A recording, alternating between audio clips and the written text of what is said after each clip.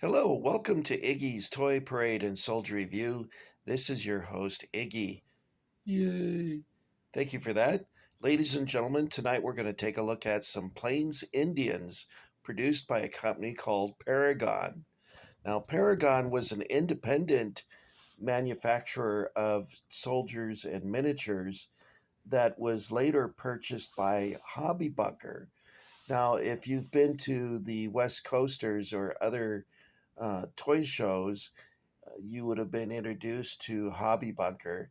I think I made my first contact with Hobby Bunker back in the 1980s. And at that time, I bought some wagons and whatnot. And I understand that the son of the man who started the business is now running Hobby Bunker. Hobby Bunker took over Paragon and is now distributing their soldiers in the United States. At one time, I got Paragon confused with Gun Ho, and I got Gun Ho confused with Gung Ho. But Gun Ho is an Australian company that makes miniatures. I don't know if they're still in business at this time, but they also made 7th Cavalry and Native Americans at one time, and they're an Australian company. I'm not sure if Paragon's also Australian. I don't know what their background is specifically. This is the header card. So you see what it says here: Plains Wars, Sioux, Indians. And on the back, it will indicate that it's um, distributed by the Hobby Bunker. Oh, wow, that's not clear, is it? There we go. And they're located in Massachusetts. That must be really hard to pack up all their stuff and come all the way to Los Angeles for a toy show. I'd hate to have to do that. That seems like a lot of work and a lot of expense. But they make the trip every year, so I guess they're doing okay. So let's take a look at the Sioux here. The Sioux are a conglomeration of 7 different tribes that speak 3 different dialects of the Lakota language. And at one time, the Sioux occupied uh, the entire plains of North America, even on up into Canada. So from the Rocky Mountains to the Mississippi, from Canada to the Gulf, the Sioux Indians dominated the entire area. They later became more concentrated in areas such as Minnesota, Iowa, um, and the Dakotas. I should point out that I'm probably a wee bit ethnocentric, and so I want to alert you of that so that if I make some inappropriate reference to the culture of the Sioux, that is probably based on the fact that I am what I am, and that is someone of European descent. So, for really good appreciation and sensitivity to Native American culture, I think it would be wiser to look up sources that are, uh, let's say, more understanding and sympathetic than someone who's a European and ethnocentric European, such as I am. That doesn't mean that I hate other people at all. It just means that I'm overly, shall we say, fascinated with my own people, and I don't think that's unhealthy. I think if a Sioux Indian said to me, "Oh, I think my culture is the best," I would totally understand that, and I don't think it is a symbol of hatred to say something like that. It's just you are proud of who you are. And we come in many different varieties on this planet. And I think all different people of the world should feel free to celebrate their traditions, culture, and history. All right, enough lecturing from Iggy. Let's take a look at these figures. Now, my favorite one is this one right here. And you attach the shield to him, and also you can either choose a tomahawk or a spear. And in this case, I have this shield reversed from how I have it here. It's your choice how you want to put them together, which is, I think, is a nice touch. So these two figures are identical, but they look entirely different based on the fact that you just switch the spear and the tomahawk and the shield around, and you don't even have to have the shield. You could actually have him hold a spear and a tomahawk. So let's turn him around and get a nice look at that. I think this is pretty well done.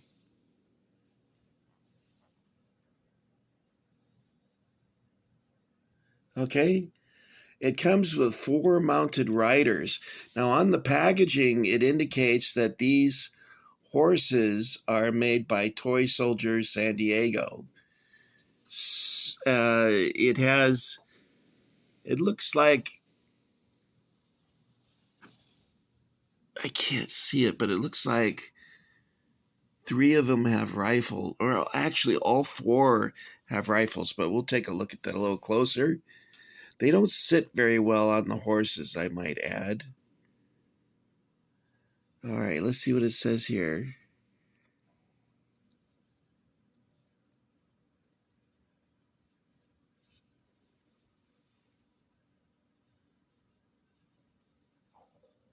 Yeah, I think it does say Toy Soldier San Diego.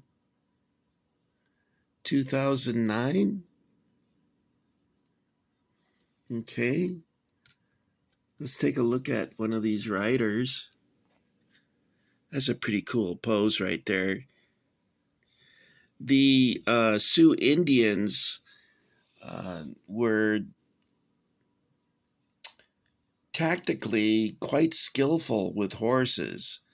In fact, the U.S. Army used to target their horses because the the Sioux particularly were quite skillful in combat riding horses. And you kind of get that sense when you look at this, and he's hugging the mane of the horse, so he's making himself a lesser of a target. It's kind of like what the Romans faced with the Parthians. Is that right? Parthians?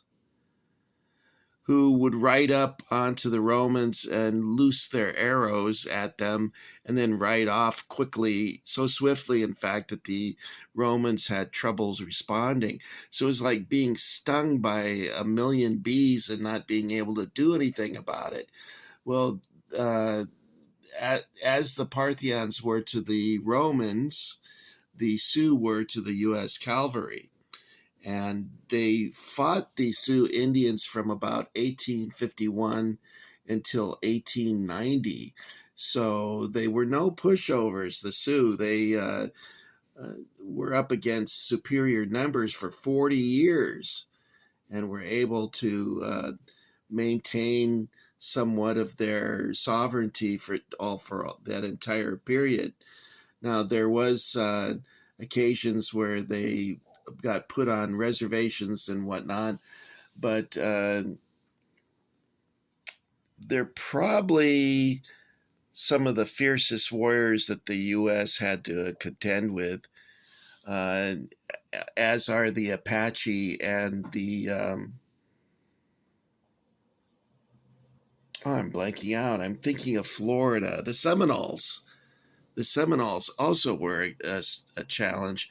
And I don't think they were ever defeated by the Americans because they could flee into the swamps of Florida and never be found.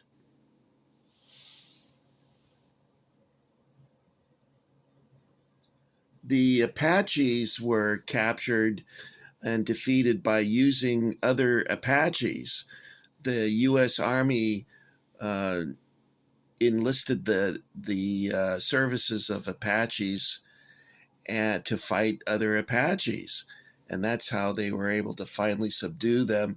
And they sent them to St. Augustine uh, to imprison them. So that must have been extremely hard on them to be kept in that very small fort. The parade ground in the fort is quite small. A high school probably has a bigger field than Fort. Uh, what is it called? San Marco? Castillo de San Marco, I think is the name of it.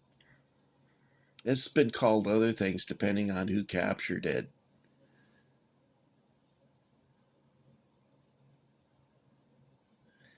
So I'm trying to linger on the figures a little more than I have in the past. Um, One of my friends, Carl, mentioned that I sweep over them too quickly, and he doesn't get to really get a sense of what they are.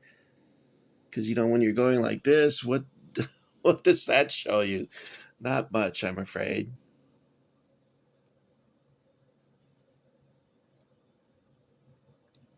He's got the ubiquitous loincloth. I've seen pictures of Apaches where all they had on was like a moccasin style boot and a loincloth, and that was it. Not even a shirt.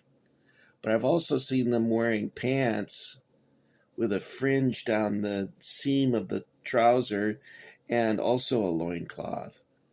So I guess it was worn in many different ways. You can see that they're all action poses.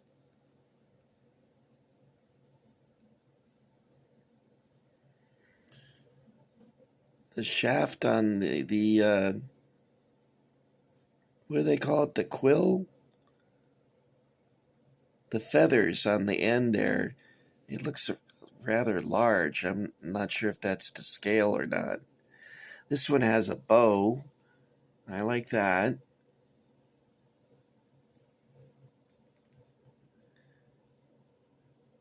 It looks like there's about 6 different poses. 1, 2, 3, 4. Yeah, I think there's 6 different poses. And then the mounted figures, of course, are well done as well. The only complaint I have with them is they don't sit very well on the horse. Like this one has fallen over several times since I've set it. See that? It rests there rather precariously. Okay, guys, that's all I've got for the Sioux Indians from the Plains Wars by Paragon, distributed by Hobby Bunker. I think other retailers also feature Paragon figures as well. They also produce Mexican War figures, Civil War figures, um, the Plains Wars, and including American cavalry. So they have a number of. They also have, I think, 3 different sets of Sioux and 3 different sets of Apaches. Okay, guys, that's all I've got for you this time. This is Iggy saying thank you for getting Iggy with it. Thank you for enlisting in the Iggy Army if you've done that recently. And where should we go? Let's go to the usual. Um, Someone suggested we go to the drive-in and see a movie and have a pizza. It reminds me of when I was in high school. I did something that's now considered stereotypical of teenagers. But me and this girl, her name was Caroline, and she was my friend, and we got in the back of uh, Bill's car in the trunk and snuck into the drive-in, because they would charge you by how many people were in the car. So we got out of the trunk of the car, and almost immediately we had a flashlight stuck in our face and saying, "We need to see your ticket." We're like, we went from feeling triumphant to feeling like fools. But when you're doing stupid teenage stuff like that, you deserve to be embarrassed. All right, that's all I got for you. Let's go to Roy's Ranch, and we'll have our barbecue, because Iggy likes that barbecue. Although I've been sticking to the new diet well, it's only been, what, 3 days? But usually I fall off the wagon, so to speak, within a day. So I'm doing much better this time. But that's all I got for you this time. Next up will be the 7th Cavalry figures by Paragon. Okay, guys? Thanks for dropping in, and we'll see you at the ranch. Happy trails, guys. Thanks for being my saddle pal.